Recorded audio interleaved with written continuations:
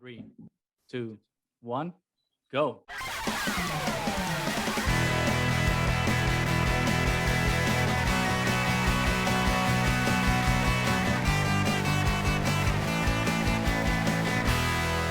Welcome back, everybody, to the Triad of the Fours podcast, a podcast from Puerto Rican friends coming together to do deep dives into Star Wars and other nerd-related media. These are our Batch Fridays, where we talk about every episode from Bad Batch Season 2, today focusing on the amazing duology, Episodes 7 and 8, The Clone Conspiracy and Truth and Consequences. But before we get into that, we would like you to remind you to like and subscribe. Yeah, a little glitch. Yes. I'm a little glitchy. Little It's glitch. okay. It was a little glitch. You were in law school We would like today. to It's okay. remind you to like and subscribe the humble little channel that is the Triad, and to follow as well our amazing guests for today, Hope Mullinax from For Light and Dice. Welcome to the Triad. Welcome. I'm so happy to be here. We're so happy to have you. We were just saying Jinx, before. yo me sobra. We were saying before, like I feel like I've been screaming at you guys through Twitter for so long, but to actually be able to talk to you is like really exciting. So It's so yeah. It's simply something else. It's the same. It's the same thing. I'm always like thinking of to include you like in the scheduling, but somehow it hasn't worked. So I'm very happy that like we finally we were able to get our ducks in a row and like get you here, and like what a coincidence that the date that we were able to schedule was this amazing duology of episodes. Right, like because like it was before we even had the titles, so you're just like pick a date, right. And I was like, I don't know, February. This one looks fine. And it was these two episodes, and I was like, oh my god! Lo and behold, amazing! And holy crap! But before we get going into like the mind blowingness that is these episodes, let's get to know you a little bit. Hope, again, we're so happy that you're joining us. Always dear friend on the Twitterverse, one of the great, positive, lovely voices in that stratosphere that we really enjoy. So again, blessed to have you.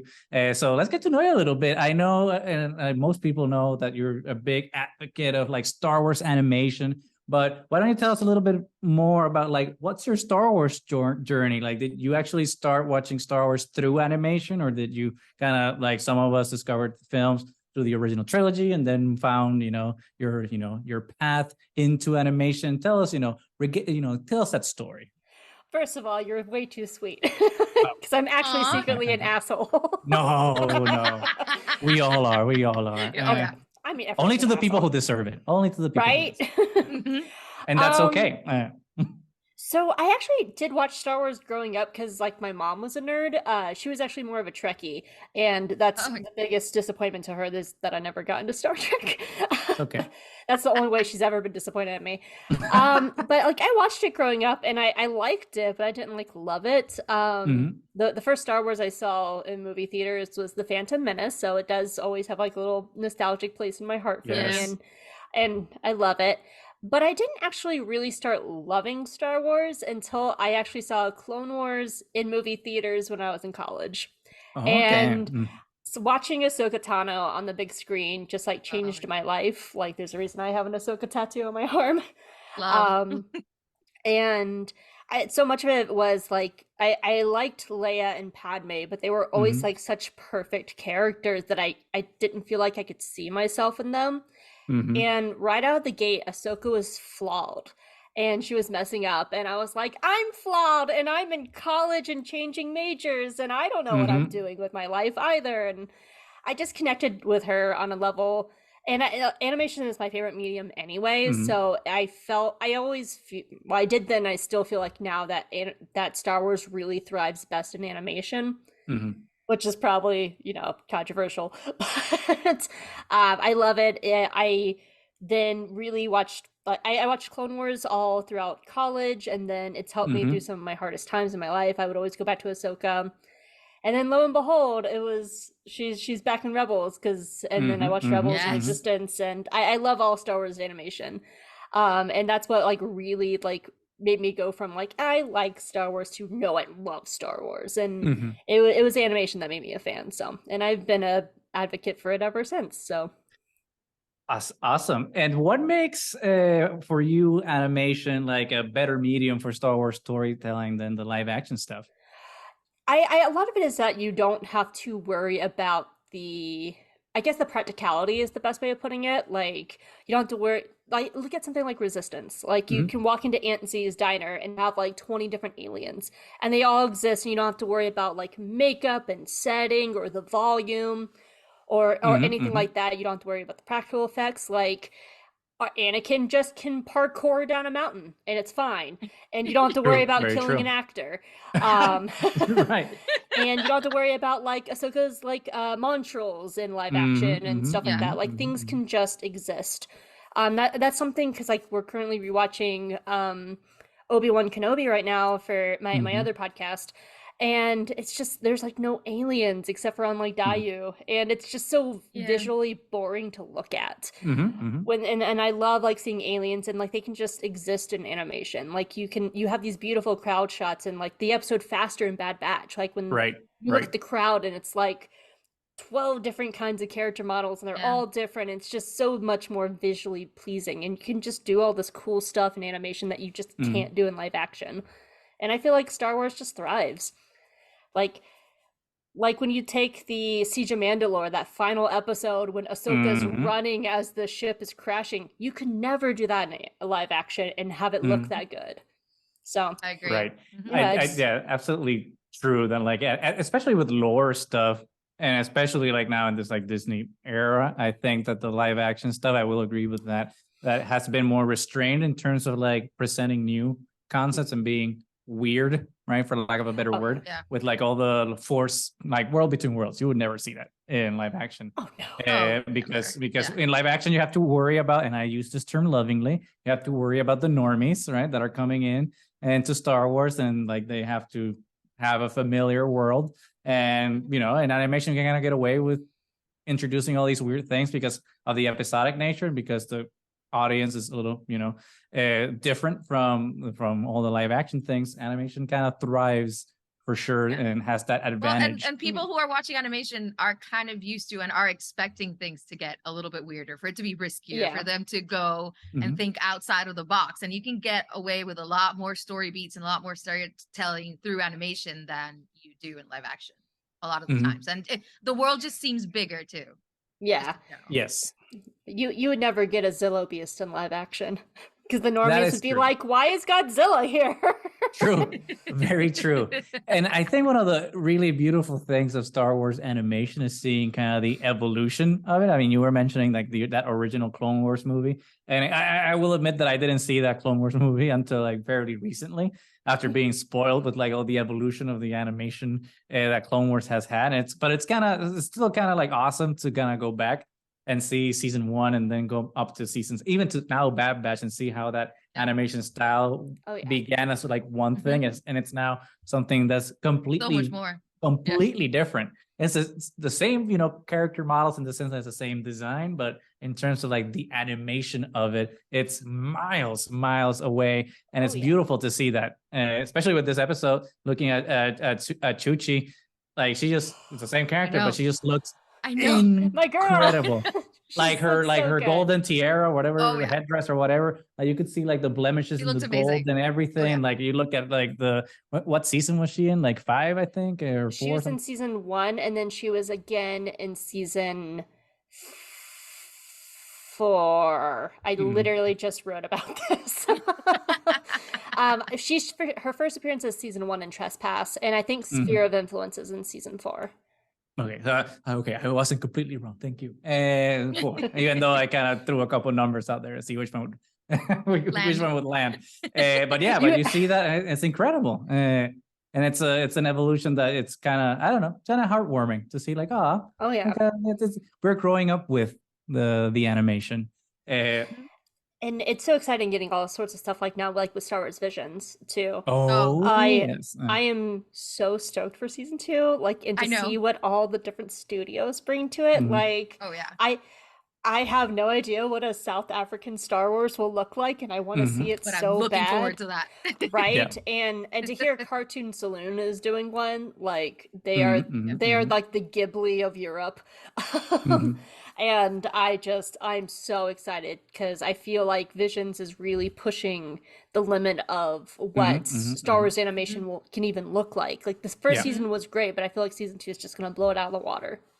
I think so too, and I was really excited for season 2 because when season 1 came out, that one of the things that we always talked about was like, oh, we've seen what Star Wars looks like under the Japanese style and like all the anime and like that Japanese mythos, right, of the samurai. We've seen that, and it's awesome. Don't get me wrong, but what does Star Wars look like in the mythos of another country with their styles? So when all of a sudden like volume 2 is announced or season 2 is announced, and then they do that thing that we were asking for, like other cultures in other countries, like oh my god, I'm so excited. This is incredible. And the thing I hope for it, obviously I do like the non-canon aspect of it, and that can just live on its own, but I do hope that it somehow informs, like it's a circle of life, so to speak, and that it kind of informs canon. Then we can see some of those elements, because I'm most excited for like the South American, I think it's the studios from Argentina or Chile, I forgot, but kind of see all that as as a Latinx community, like I want to see like that culture be injected back into Star Wars and be kind of like that mainstream. So really excited for that. Oh yeah, absolutely. Like I would love to see a lot of that come back into canon. Like for example, I love Dan and Tajin from The Elder of season 1, and I want them I want them in Star Wars and not just in my like High Republic fan fiction. Very true. I actually want them in canon. So yeah. And speaking of High Republic, why don't you tell us a little bit, because I know you're also a big fan of the High Republic, and your podcast is called what was your correct me? I just blanked that. For Light and Dice. Sorry about that. It's been a day. So why don't you tell us a little bit about that? Because High Republic it's here and it's thriving. We just got an announcement of Young Jedi Adventures, so we got like a lot of content. Nubs, we're living for Nubs. This is a Nubs podcast from today. So why don't you tell us a little bit about that? Yeah. I'm so excited for Young Jedi Adventures. I'm going to watch that preschool show so hard. I'm so excited for it. So for Light and Dice is a project that me and 2 of my friends, it was Charles from Gold Squadron Gaze and Chris from Dark Side Divas. And we had been musing about it for a while now. We wanted to do a tabletop role-playing podcast using Star Wars 5th edition. But the thing that we really wanted is we wanted all the players to be queer. And so our entire podcast is made up of queer individuals, and we started looking for other players, and we ended up finding Jess from RuPaul's Pod Race, and then Nathan and Colton, who don't have podcasts, but they both should, 'cause they're both excellent people. And the 6 of us got together, and we decided to set our game in the middle of the High Republic, because it's just such a queer and progressive story time in Star Wars as well. And so we made a group of adventurers who are going along on the Phantasmal Squonk. And if anybody asks, we didn't mean to kill all the people we accidentally did. It was not our fault. But it is a real play tabletop podcast. We're really rolling dice. And we don't know where the adventure's going, and we're going on this trek, and it's so much fun. We just started the 2nd story arc, and we might have just met a certain Jedi who might be friends with Stellan and Avar. We might have just rescued him. Oh, and now he's with us. That sounds interesting there. Yeah, so we're having a lot of fun. It's definitely an adult. One of our characters is a Jizz Whaler, which is canon actually. Jizz is a musical thing that George Lucas came up with. But yeah, we're a bunch of crazy characters, and we're going on adventures, and it's a lot of fun, and I'm very proud of for Light and Dice. So please go check it out. That sounds really cool. Sounds amazing. And one of those things that I really appreciate of the High Republic is that not just is it like a wonderful publishing effort. I mean, I really enjoyed all the books and the comic books. And again, the representation on it is amazing. But I think one of the better things is, I mean, obviously that, but it's the community, because all the High Republic online community that I've seen, it's very, joyful and welcoming, accepting, and it's full of love. So that's something that we desperately need, I think, like in the rest of the Star Wars community and all communities as a whole, just to have acceptance and love. So it's really nice to really have that in such a powerful way with the High Republic. So keep doing what you're doing, because it's beautiful, and we appreciate it. That's for sure. You're making it sound like I wrote the High Republic. Like, yes, I will keep doing. We are, you know, for light in life, you know, we're all in it together. You know, it's the power of community. It really is. I'm sadly very far behind on phase 2, but I do love it, because I've been writing like a High Republic fan fiction for about 2 years now, and I wouldn't do it if I didn't love it. So yeah. I have my thoughts on, not negative, but I have my thoughts on phase 2. But we'll leave that for another episode. We'll do a High Republic focused episode. Yes, no spoilers. But, no spoilers. But yes, for those of you that are still listening and hoping to hear some Bad Batch stuff, we're gonna get into it right now. But before we get going to the duality of these 2 episodes, that's redundant. If it's a duality, it's 2 episodes. Never mind. Hope, what have you thought of season 2 of the Bad Batch thus far before these 2 episodes came out? Unlike what everybody says, I love it. They're not filler. I will fight anybody who's been saying these episodes are filler. I will fight them tooth and nail. I've loved this season. I think they're really executing the plot and the direction and the themes very well. This whole idea of exploring who are the clones once their purpose is complete, and what are their paths after that. Right. And I feel like every episode has, in some way, shape, or form, looked at that idea. Whether it's like Tech finding a hobby in Faster, to them choosing to go on an adventure with V. You know, they didn't go because Sid told them. They chose it for themselves. And it's such a good episode. I love it. I love it too. And so I really have been enjoying like this idea of like exploring who they are as people once their purpose is done. When they're not tools of the Empire and the Republic anymore. They're actual people, which is something that was explored in this episode. And I love it, especially like my boy Tech has been getting so much time, and I love him. I know. And I would say Tech didn't just get a new hobby, because he kind of saved their lives with his little Fast and the Furious, you know, powers here in this episode. So it's a character growth, one would say. If you want to hear me get really raunchy and steamy, I was on Gold Squadron Gaze when they talked about that episode, and I definitely talked about his gear shift and how great it is. Oh, Lord. Yes, I love Tech. He is my favorite. And that was like the best episode for reasons I'm sure I can't talk about now. Go. I mean, if you feel it's necessary, go for it. We will not stop you. We will not stop you. I won't go there on this show. Not again. Spicy is always good. There's always room for seasoning everywhere. But it's so funny though, because the person that we talked to during for Faster episode also Tex is their favorite character. So I think Tech is getting a lot of love. Tech has a fan club. Well-deserved love. I mean, he was always my favorite. Like I like how he's like neurodivergent coded, which is something like I really relate to and stuff like that. He actually reminds me a lot of Entrapta from She-Ra, in the new She-Ra and stuff like that. So I always love like those kind of like nerdy characters like him. So like he's been my favorite since the beginning. So I'm just so happy that he's getting a lot more love this season. I think so too, because I think as much as I enjoyed Bad Batch season 1, I think that one of the shortcomings of it was that there wasn't a lot of development for most of the Bad Batch, with the exception of like Hunter. I think like he got a lot of that development, and some of the other ones was like, hey, okay, well, we're here. And this season we've gotten kind of some really good story beats for the other ones, particularly Crosshair and Tech. So really excited to see a lot more of that. And Echo. Oh my God. But I didn't want to touch Echo yet because he kind of broke my heart in the second episode. But for the better, I hope. And we'll get to it. But what was your reaction to these 2 episodes? So that was mine as well. Yeah, I just that says it all. I mean, it all started like when I opened my Disney Plus and I saw the little thumbnail and I saw Rio Chuchi, who is like one of my favorite Clone Wars characters of all time. and I screamed, and then I immediately got scared because I was like, what if she dies? It's like, don't do this to me, please. That.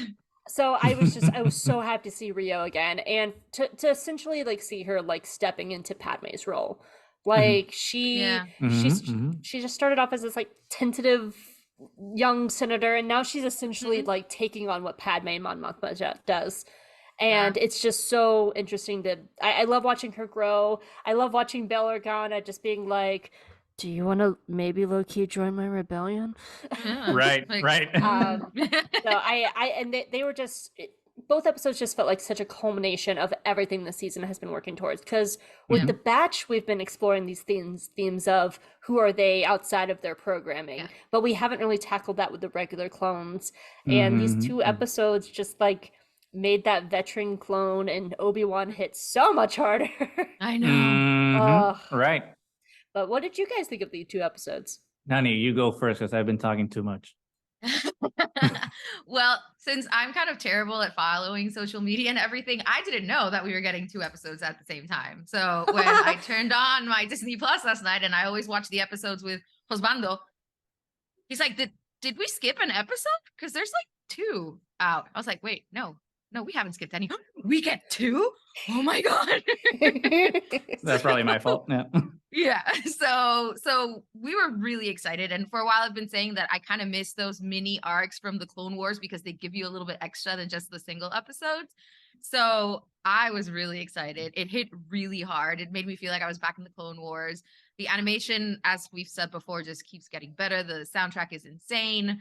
And I was just not really expecting it because we had seen, from the other clones, what's been happening, as you said, Hope, and we got it from, Captain Cody when we had him back, and to see like how some of the regs are starting to turn, but to see some completely unknown clones just being unable to reconcile how they destroyed their own homes and somehow that's still okay.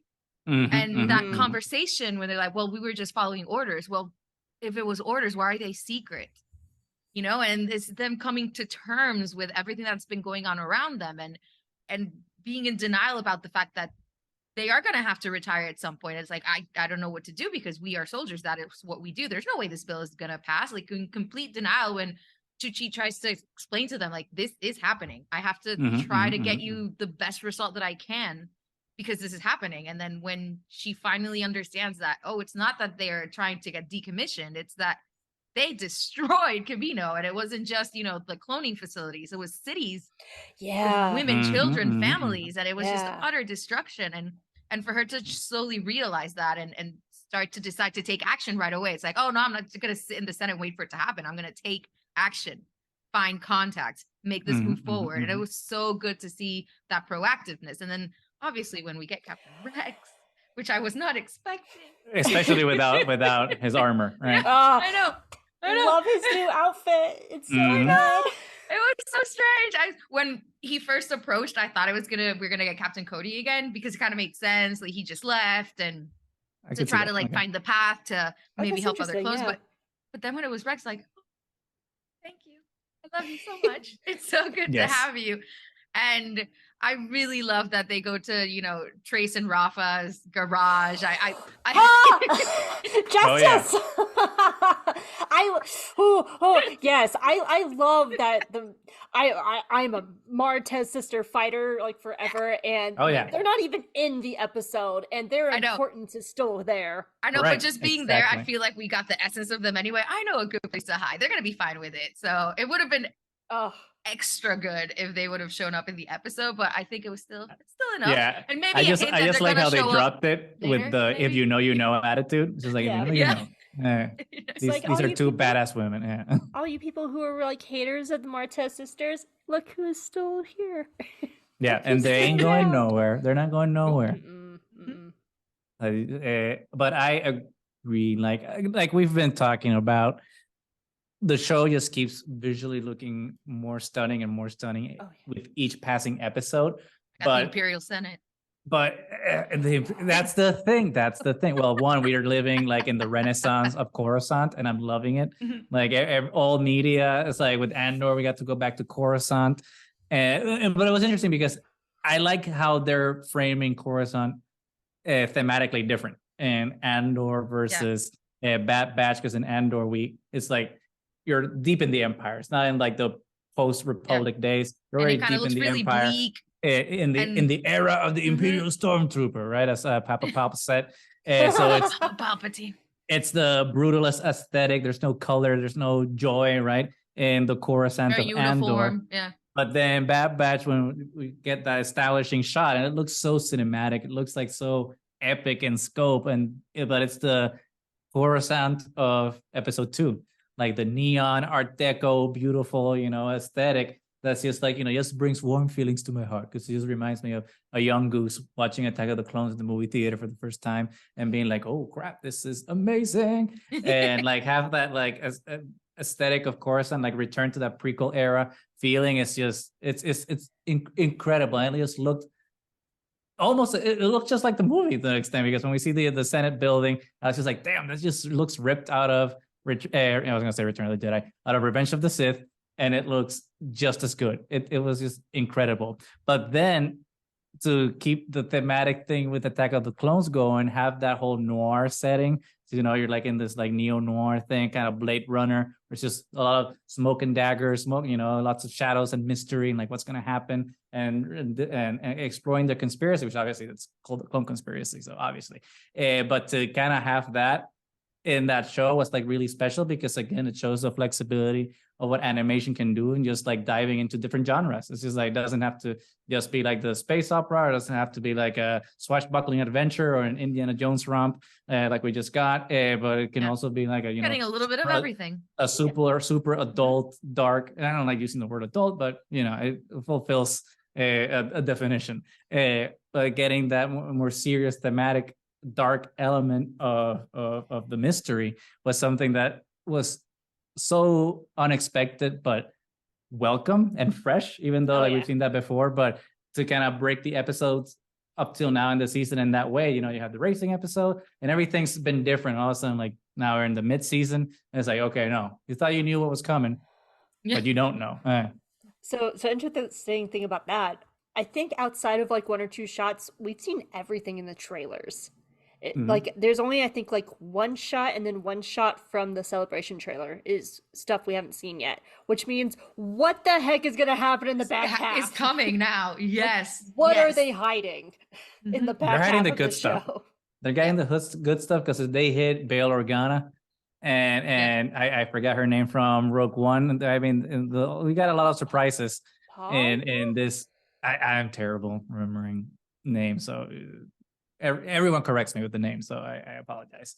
But with all those surprises, it's like, and this was the mid-season, it's just like, that means that like what's coming, it's gonna be out of this galaxy, and so I'm ready for it. But Papa Palpatine, we knew he was coming. We saw him in the trailer, and he was beautifully voiced once again by Ian McDermott. And not to discredit some of the voice actors that have come before him to do the Papa Palps in Clone Wars and Rebels. No, Rebels, I think, was Ian as well, I think. It was, because Sam Witwer had it up until the first episode of Rebels, and then Ian McDermott took over, and then they went back and re-recorded and redubbed over Sam. Yeah, right. Almost forgot. But and I wasn't really expecting it this one, when you see him like rise and then the voice. It's like, oh my god. So good. And you can feel like him having fun, right? Yeah. He's like, I am Palpatine. What were you saying, Hope? I was just like, and he comes in like on the siren too. It has this like, right. It should be like a fanfare, because it's like, oh, the Emperor's here, but it's almost like a warning siren. Right. And the entire tone just shifts, because you see like Bail and Rio just like look at each other, and Rampart just immediately stands at attention, and it's especially so because when you showed the Imperial Senate like through the eyes of Omega, when Chuchi's like showing it to her, so it just looks like this wondrous place where people can be heard and voice their opinions and just this grandiose thing. And then when it's like Palpatine coming down from the floor, it's just like this ominous, like, oh, here we go. Okay, how's he gonna flip this one now? Which is exactly what he did. He was just waiting down there for this to happen exactly the way it did, so that he could make his announcement. I mean, he's got plan on top of plan. He's like, you always know that, but you still don't really expect it, because I remember the whole time, ever since they started announcing, the bill to start doing stormtroopers, I said, well, we know we do get the stormtroopers. Like, this happens. And then in this one, where it's the whole plan, how they're going to sabotage. And I kept thinking, well, how are they going to fail? Are they not going to be able to break into the ship? Are they going to get there and it turns out that the plans are destroyed? Are they going to make it all the way to the Senate and the recording is something else completely different? So I was expecting all of these like sabotages to happen. And then you get the amazing screen like in the Imperial Senate of the destruction of Camino with, and you can see like the Senate seats through the shot, and it looks so amazing. It's like, oh my God, they actually pulled it off. Palpatine. Right. They followed orders too faithfully. They can't be trusted. Bye. It's so good. It's so good, because that's, again, the power of storytelling. Like, like you said, that obviously the Imperial Stormtroopers will happen, because we know that. That's obviously prequels. You know what's going to happen. But the whole episode is framed in a way that it looks like they're going to be victorious, and you forget. So, like, in the back of my mind, I'm like, oh, they did it, the victory. So, they're going to defeat the bill. So somehow the stormtroopers are going to happen in some other later way. On, But to see that subversion, oh my God, incredible. Sorry, Hope, what were you going to say? Oh, no, you're fine. One of the things is, like, when I was laughing, when you were saying, like, what if it was something else, I just immediately thought of, like, Rampart singing in the shower, just being played. That was the first thing that came into my head. It's like, oops. That's the recording you were looking for? That would have been great, though. But no, what was I about to say? Oh, no, my brain. Oh, no, Rampart? No, it was prior to that. Well, I'll just go back to something else I was going to say. Something I was really impressed with was, actually, this episode reminded me so much of Heroes on Both Sides from Clone Wars. Because that was the episode where Padme was showing Ahsoka politics. And so it did feel a lot like that, with Omega learning it. But something that I really appreciated was Omega starting to kind of like wrap her mind around of just like, wait, we don't have representation as clones. Where's the clone representative? Oh, nope. Yeah, like, we don't have a voice. And so something that I genuinely wanted to ask you too, because this is not something I know about. It kind of did remind me about how, like, Puerto Rico is not being represented in our government. And I just was wondering if your thoughts on that kind of connection. Yeah. Well, as we were watching it, Josbando literally said, oh, look, Puerto Ricans are the clones. Like, the only difference is we kind of have a voice, because we do have a representative there that can speak, but we can't vote on anything. And the representative kind of represents a corrupt government to begin with. So there's not much voice there. But it was interesting. As soon as it happened, I was like, okay, that hits home a little hard. No, and I really appreciate you bringing it up, Hope, because actually it's funny, because I try to be like a knife, and be able to catch those things and be able to slice them. But I actually had not caught that.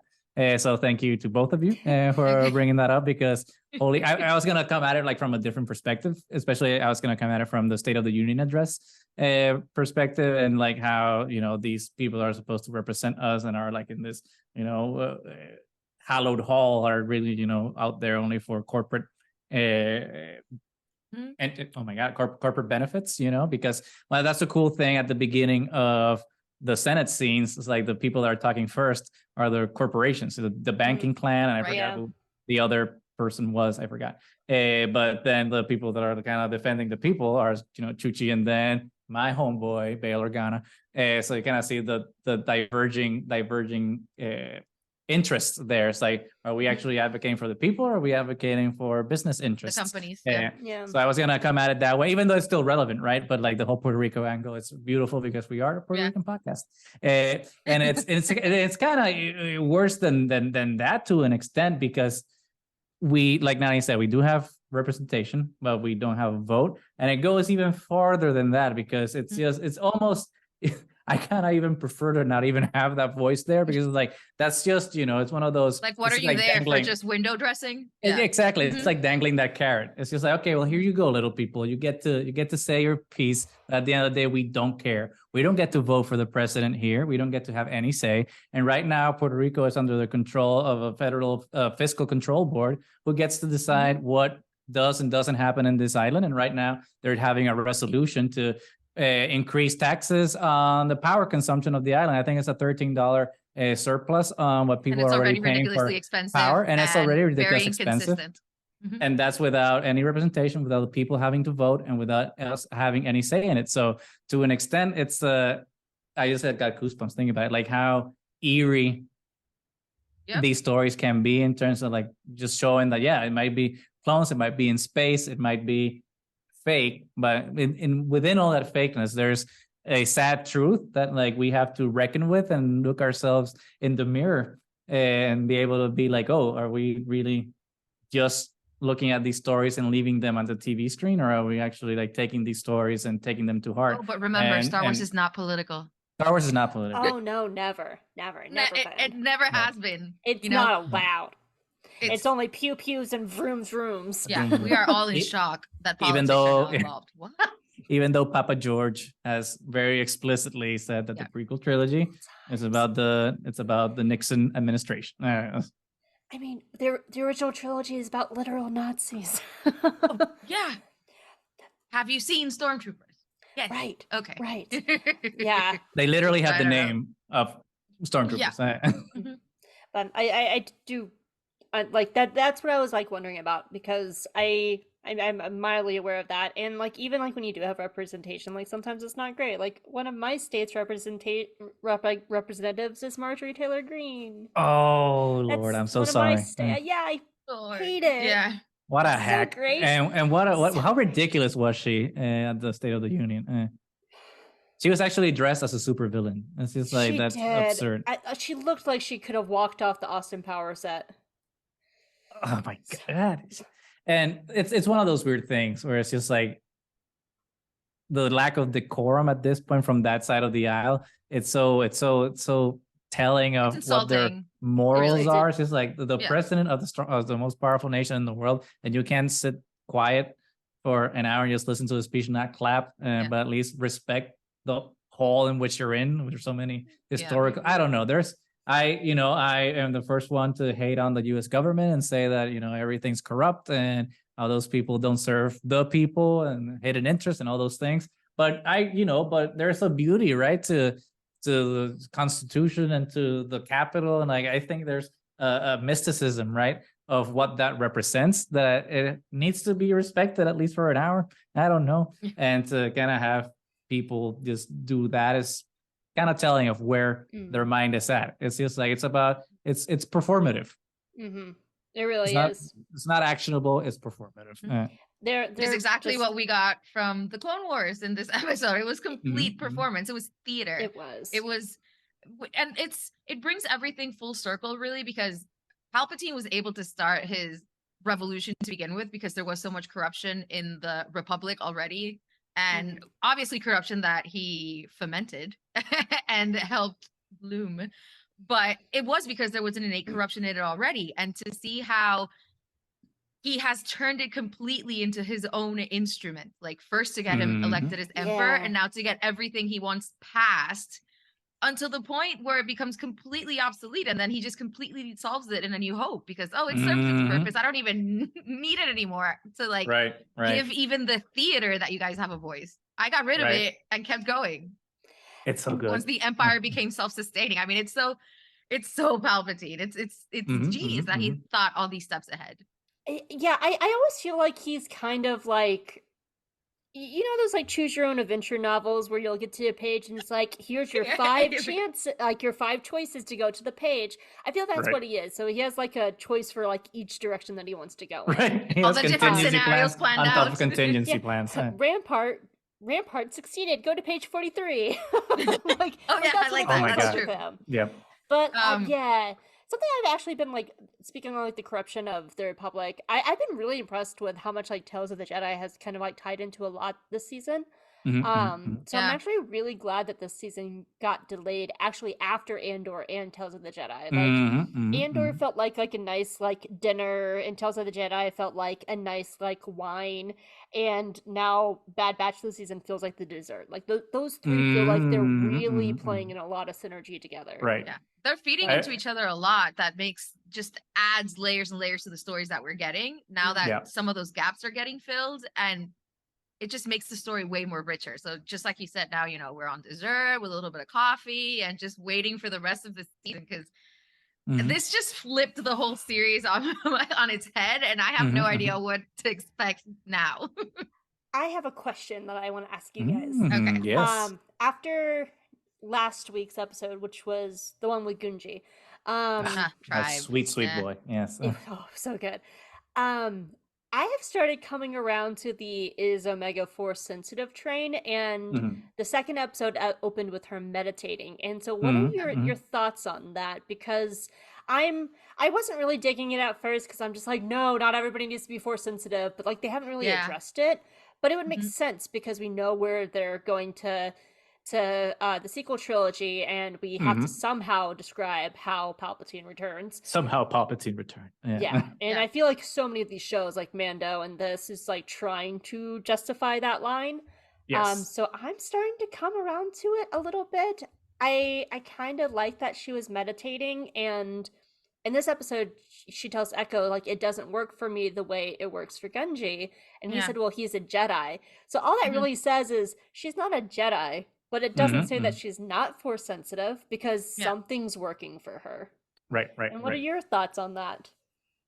I originally was with you. I wasn't on the Force sensitive train. I didn't like it. It's like, again, not everybody has to be Force sensitive.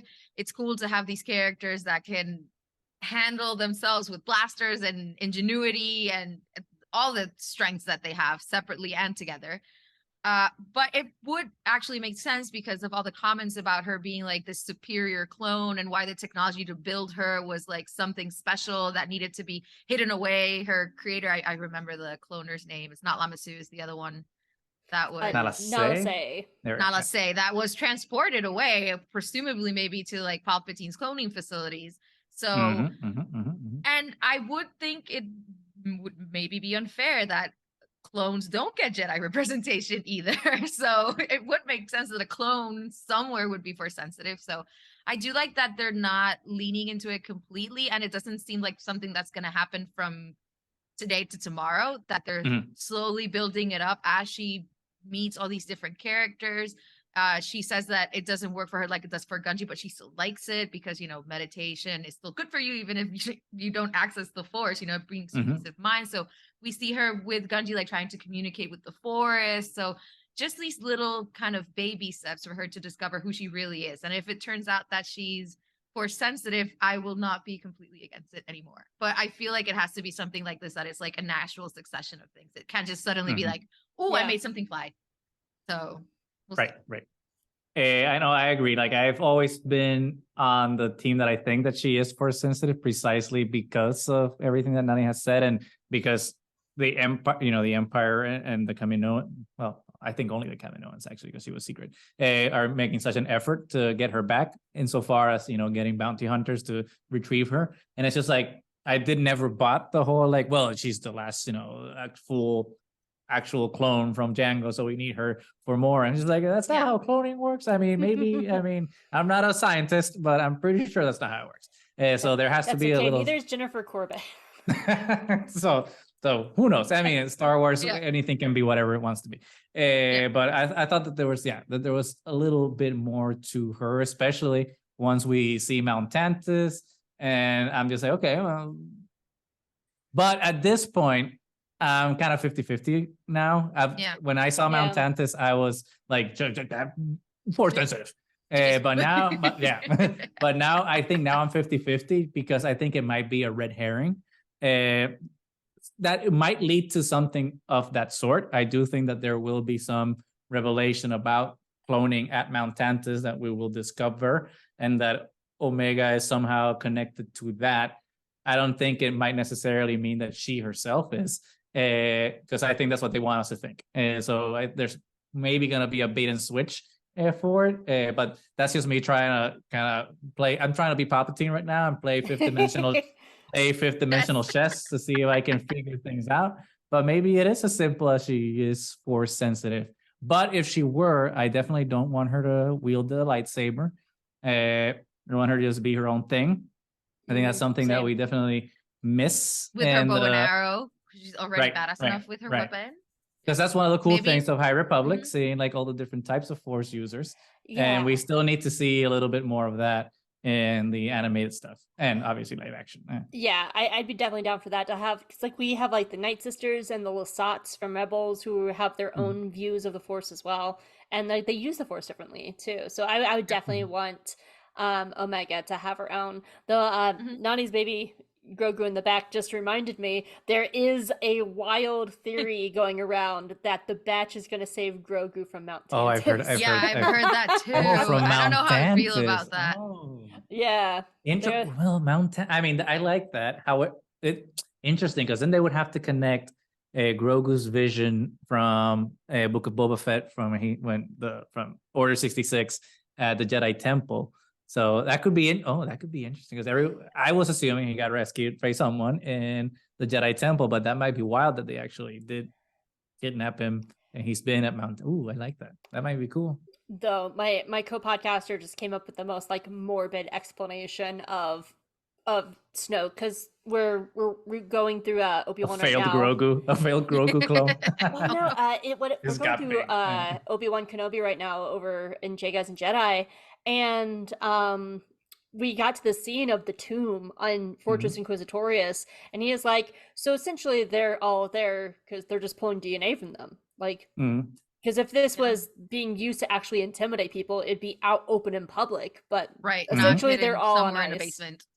Yeah, so I was like, oh, that's where all the Snokes came from, and the midichlorians, and no.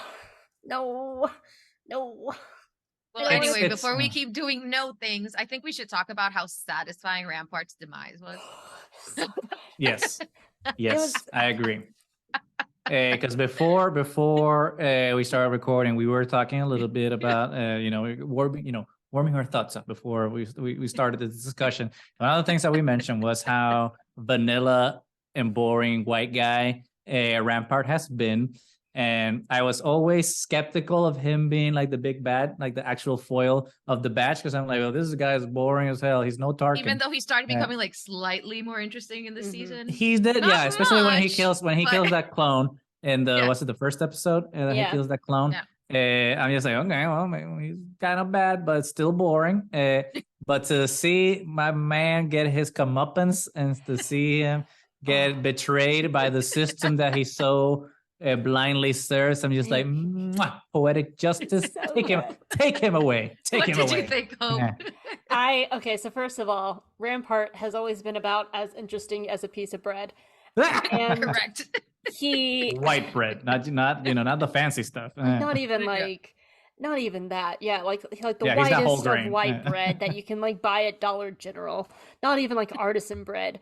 And he was always just fine. Like, it wasn't so good. He's not a great big bad. He was no Tarkin or Thrawn or even a Callus of anything. And then Callus. You're right. He started getting a little bit more interesting, but never anything great. Not much, yeah. But when he started like killing clones and like not letting Crosshair finish his meals and being a jerk, I was all here for this episode of like Mas Amedda coming up and just being like, I'm gonna bully you. And he's like, I'm fine, I'll get it done. He's like, get it done. And it's just like 2 straight episodes of like Mas Amedda bullying him, and I'm just like, yes, kick the little man while he's down. He's so pathetic.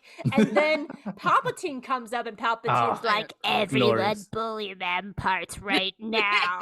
And then all the clones come out, and it's the clones that he's trying to decommission, and they're the ones arresting him, and I'm just like, oh, this is the best Schadenfreude going on right now. Yes. It's so sweet watching it, and his face, like just the face of just like the comeuppance. It's just just the facial expression, like I never saw this coming. And then I was just following orders, dude.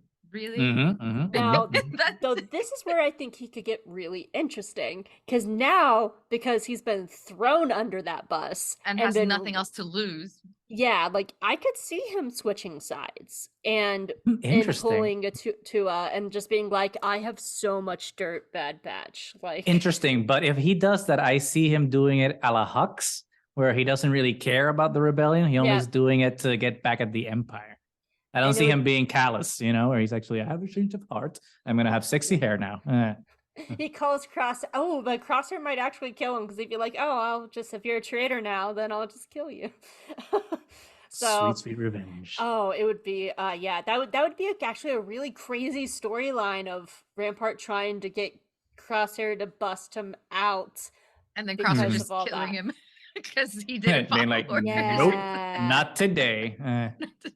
Yeah, that would be really weird. But then, with Rampart getting arrested, like, then where do we go from here? Like with a big bad, because he really, it was so much fun to watch. But he was the baddie of the show. Yeah. So where are we going now? Because they haven't really set up like another bad guy on the side. I mean, this is a random thought, and I'm only saying it because it's one of my favorite characters, and it kind of makes sense. It's crazy.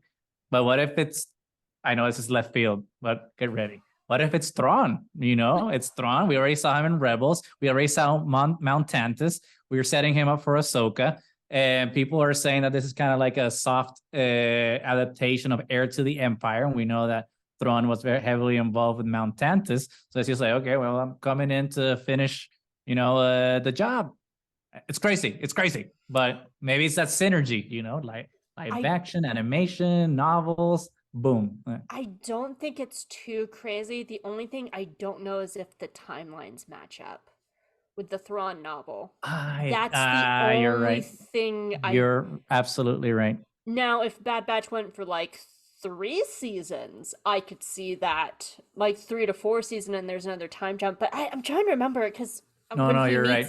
When he because meets when Eli, there's already stormtroopers and TIE fighters and stuff. So I think you're right.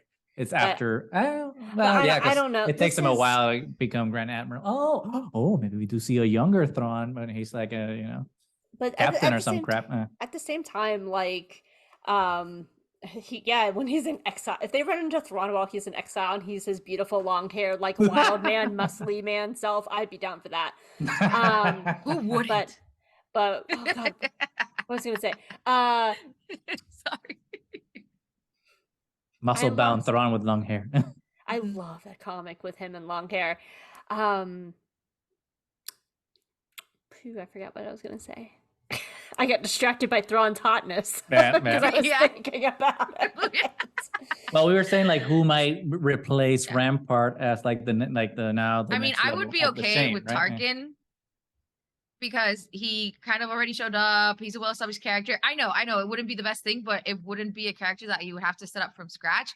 And Rampart clearly was set up to be the scapegoat from the beginning because he's the one that like proposed the Stormtrooper bill. He's the one that was, you know, had to destroy Camino. He's the one that went through all this process. So, I mean, he was definitely set up to be a scapegoat. So there was somebody, obviously Palpatine at the very top, but there had to be an intermediary there between them. So I think it's going to be either Tarkin or somebody else in a similar position that now that we got rid of your scapegoat, okay, this one's the one that's going to actually be the bad guy. So. I kind of like scrunched up my face a little bit because I had this weird idea of like, what if they actually thrust Crosshair into the big bad? And but I don't know if I like that story. Like they're just like, you were working with Rampart and a lot of his stuff. Do you want his job? But I don't know how interesting Crosshair as like sitting behind the desk and doing things would be. I mean, it could be something along those lines because in that first episode we saw that assassin clone that didn't have like his chain code or whatever it's called. So there is a mystery.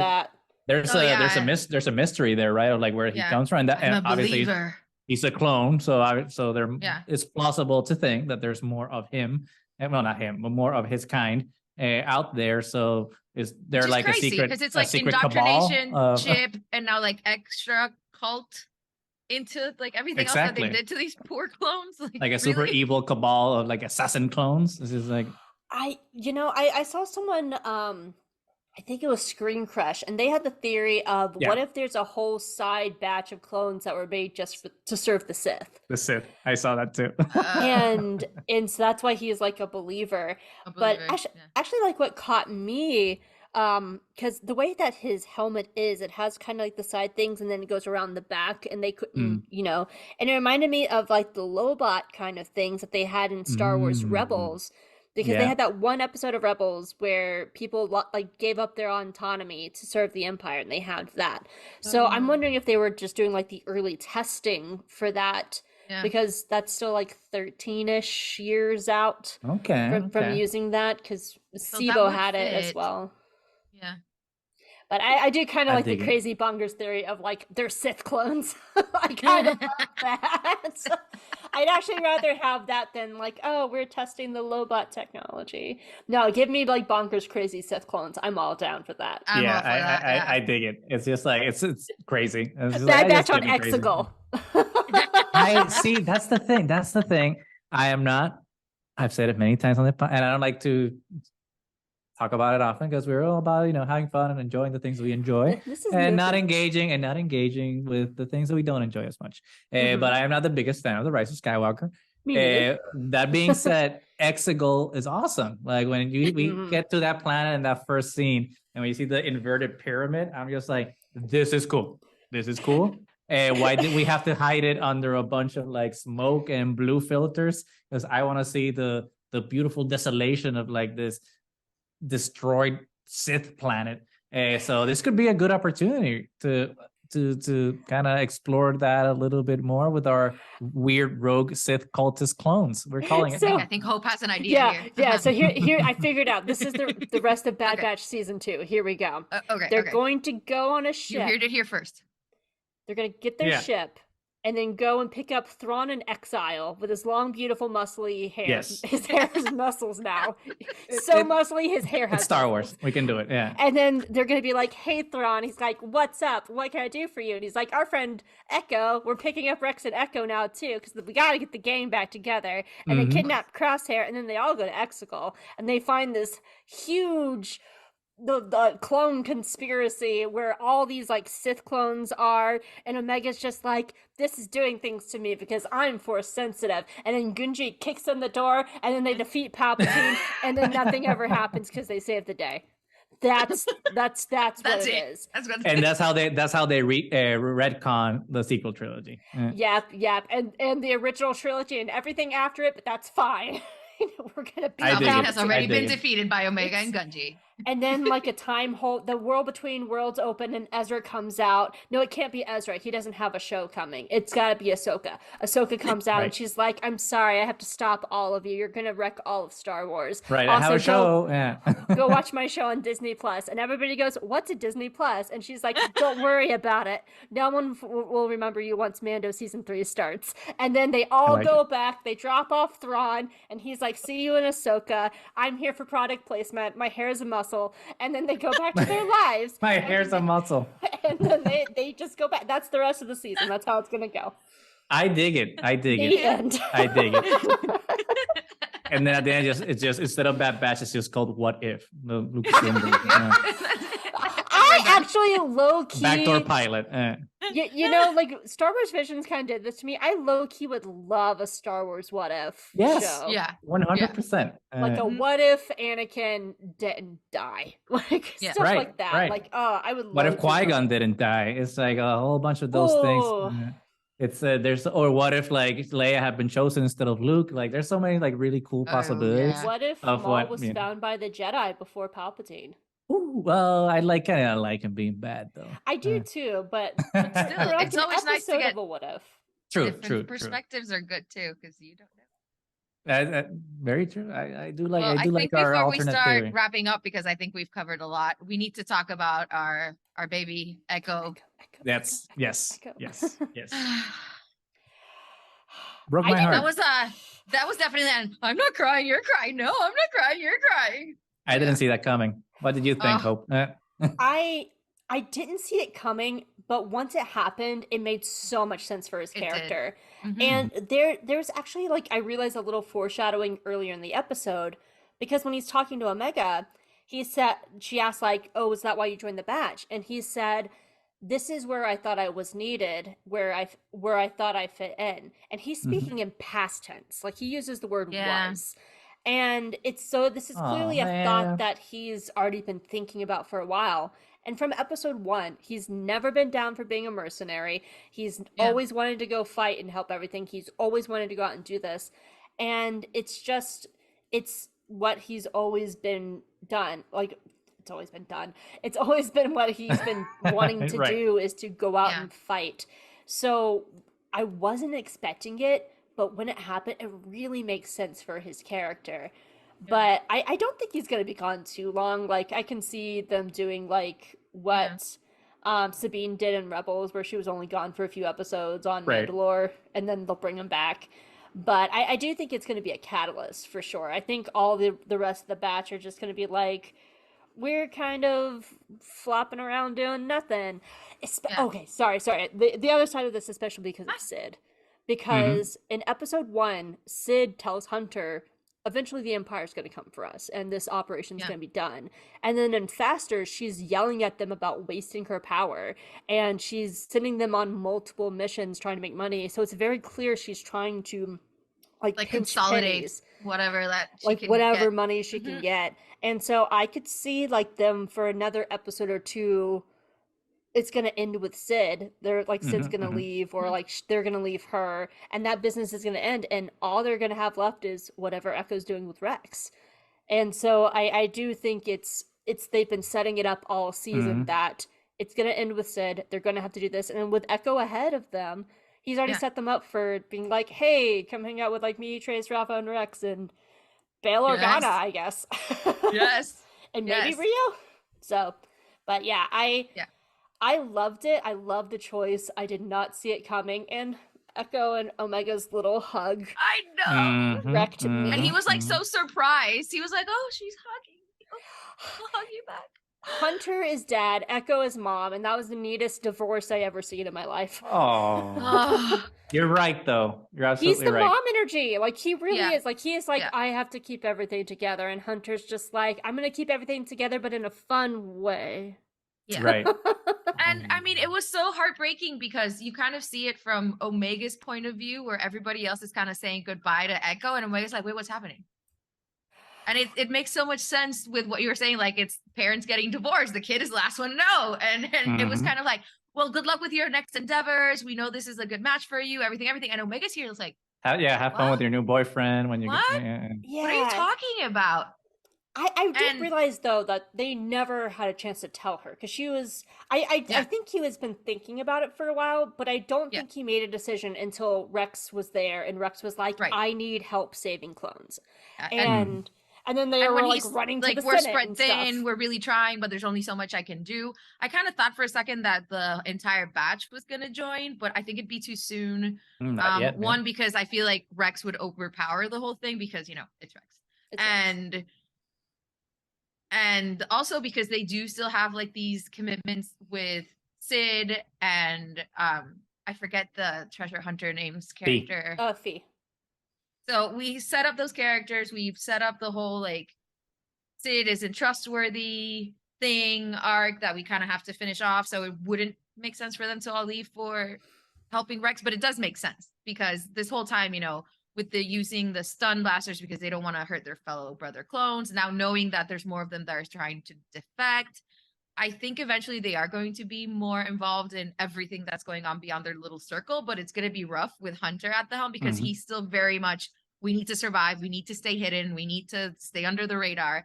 And they need to evolve beyond that because they have a strength that the galaxy needs right now. So I hope that. That's kind of the thing though. I think Sid's the radar, and that radar is close to being turned off, so you can't be under it if it's gone. Yeah. Agreed. It was, especially if they start targeting her and then start targeting them through her, because everybody thinks they're dead, and then if they target her, and I think the riot racing is going to come back to bite them because it probably is very publicly just being like, "Hi, I want a race." And I didn't even try to change my name, and I'm clearly a clone. Yeah. So I do think that's like what's gonna come back to bite them, but the radar is ending soon. This is a dumb metaphor. I agree. Yeah. I agree. But it was still very cool to see kind of Echo's story just because it's so sad when that whole mission to rescue him, we thought Echo was dead, and then going through all that pain and torture and everything. And when he leaves, he feels like he can't join the 501st again because he's so broken that he doesn't feel like he belongs. And then he finds the group of misfits who are the Bad Batch. And the fact that now he's ready to like rejoin Rex and this mission means that he has healed himself through the family that he's made with the Batch. So he's found renewed purpose, but I don't think he's going to forget his bonds to the Batch either. Like he'll always be a part of it. And we're going to see that evolve as they kind of go their separate ways a little bit and then come together towards the end for some whatever epic battles. Climactic battle at Exegol. Exegol. With Thrawn's muscle hair, it's fine. Yep. It's just, the hair is just going to be whipping everybody. The hair's going to flex. Yep. Yes. Muscles over here. There's 2 ponytails and just flexing. I just imagine like Pippi Longstocking, but Thrawn. Like him all serious. That's the thing. Like he's just gonna be serious. You know, Thrawn never smiles, and the hair is just like Pippi Longstocking. Someone draw it. Someone out there with more. Somebody with talent draw that. But, yeah. So it's interesting how you were saying that like Echo has healed through the Bad Batch, but I don't know if the Batch has fully healed themselves from like losing Crosshair and everything. And I do think this is the jump they need to finally grow. There's actually been a big lack of Wrecker this season. Like he's just been kind of there. But I feel like we might have like a Wrecker episode coming along the way. But really the Batch really needs to grow, and sometimes the best way to grow, as much as I hate to say it, is through trauma and the rug being pulled out from under you. And I feel like Echo leaving is him and Omega are like the moral compasses of like this is the right thing to do.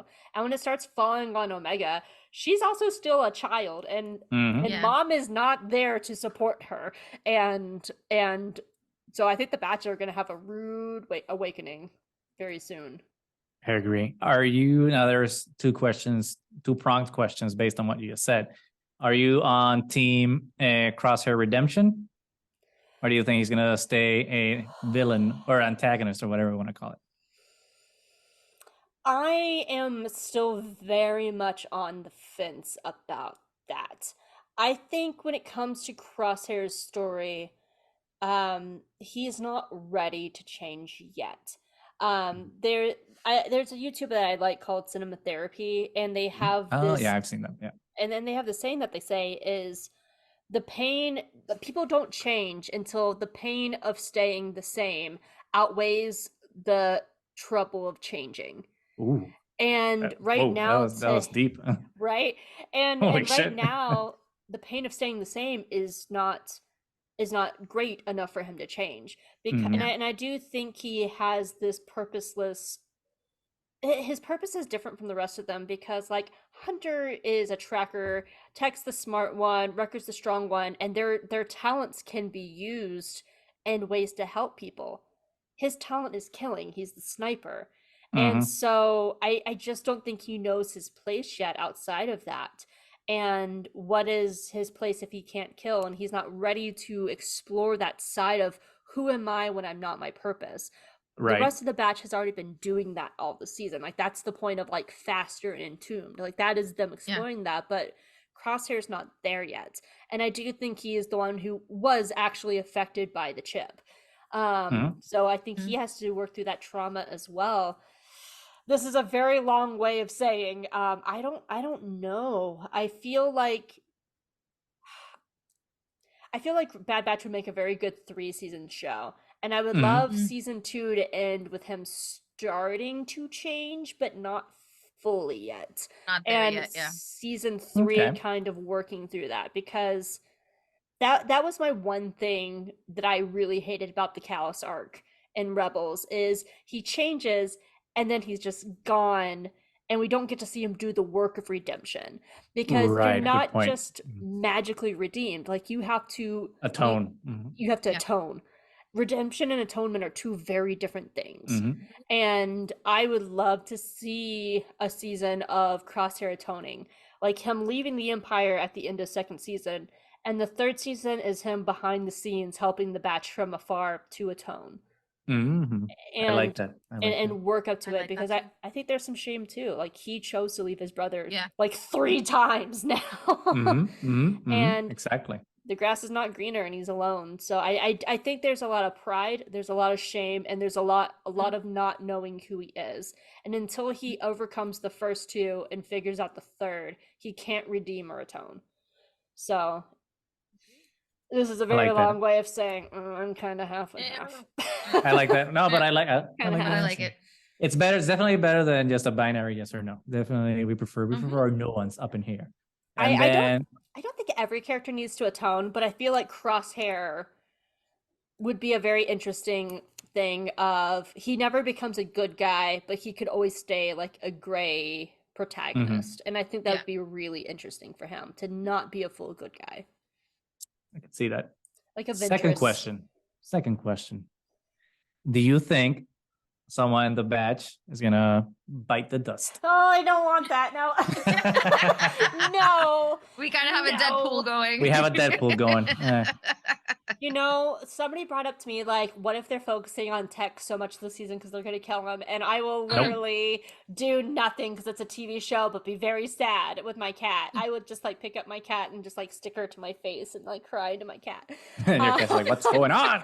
And then probably have, like, a very big tweet on Twitter of just being like, if Tech dies, then I will do nothing because it's fictional and I will be big mad all by myself. Which is fair. It's hard to say because honestly, if I think anybody would die, as much as I really hate this, but it's such a Star Wars thing, is they probably would make Crosshair redeem and then kill him. I hate that. A la Kylo? Ugh. Right. A la, like, everybody who's ever atoned. I hate that. That's why I find it so much. You know, to quote Hamilton, dying is easy, living is harder. And killing characters is easy, but actually letting them work through their bullshit is harder. And that's actually way more interesting. Like, Vader would have been fascinating if he wasn't like, I'm magically good and now I'm dead. And Kylo, and like these things would be fascinating to watch. But I feel like the easiest character to kill off would be Crosshair. That is where my Deadpool would lie. I just don't. I'm very scared for Tech because everyone's like, "Oh, look at him getting developed," and I just feel like that'd be an easy kill. But Tech is safe. He's safe in this house. I hope so. He's my baby, and I want to see him be a racer more because that was really sexy, and I just want to, you know, ride in his car with him, and him be like, "Hey, you want to go to the malt shop?" And I'm like, "Tech, I don't think those exist anymore." And he's like, "We'll find one." He's like, "I know one. I know. Yeah, I got you." Yeah. And then I got the hookup. Be cute little aces together in the malt shop, not doing anything but being lovely companions. It'll happen because he's this is safe. A weird show. Sorry. We're saving him. We're saving him in this place. Don't worry, our Deadpool. Well, Nani. What's your Deadpool? I'm curious. What's your Deadpool? We have the same. I think we have the same. So far, we have Hunter in the lead. Yeah, Hunter. I'm just like, kill that guy. I'm okay with it. Get rid of him. Yes. It would be a really big emotion. You know, he's kind of taken a really big back seat this season. Yeah. Thankfully, Yeah, I am happy for it. And I think he's shown the least development, and I think he would be the most replaceable, honestly. So I don't know. They just put Rex there. Right? That's what we're saying. Right. Yes, he's discount. He's bargain bin Rex with the face tattoo, which granted is awesome, but yeah. Come on. No, I wouldn't even insult Rex that much. Rex is way more interesting. That's true. That's true. I agree. I like Hunter, Rex all day. But Rex's first husband, like he's on my ankle as a tattoo. Like he's first husband. Oh yeah. So definitely. Okay, but we're killing Hunter. But I mean, this has been an incredible discussion. I think we've hit like everything there is to hit. I mean, obviously we've been on a lot of really interesting and joyful tangents. But before we wrap up, Hope, why don't you tell everyone where they can find you? We know you have a lot of projects and you're a contributor in a bunch of other places. So why don't you tell people where everything's at so they can find all your wonderful work? Oh Lord, I am really everywhere. Well, first of all, thank you for having me. This has been a lot of fun.